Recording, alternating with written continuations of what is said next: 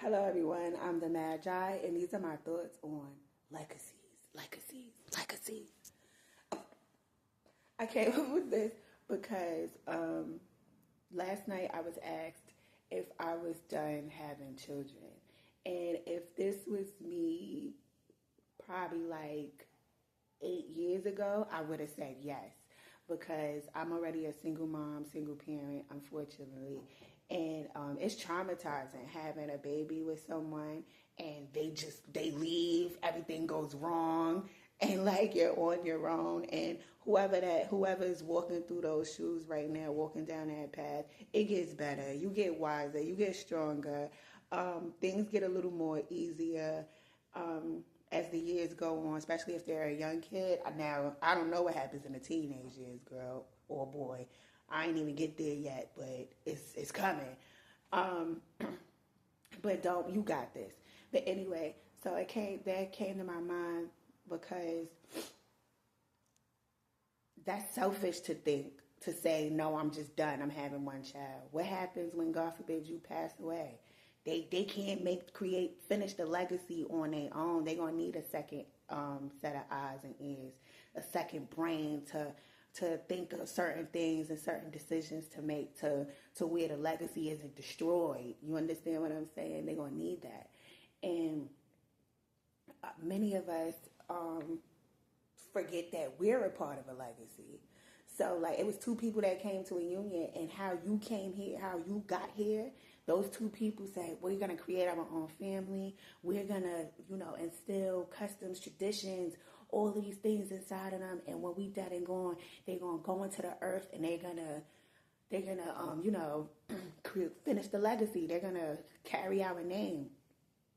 So whatever you doing, even if you're a couch potato, you're ruining the name. You're ruining the legacy, okay? If you out here chasing God knows what, you're ruining it, You have to start thinking about life. Sorry, y'all guys. My nose always itches.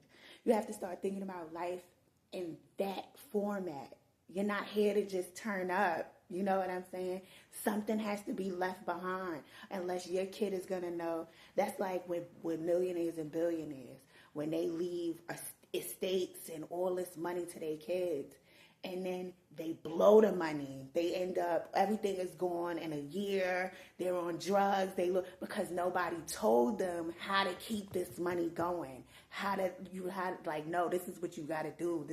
Nobody wrote down a list, a book, like secret notes or nothing for these kids. And that's how they end up like that.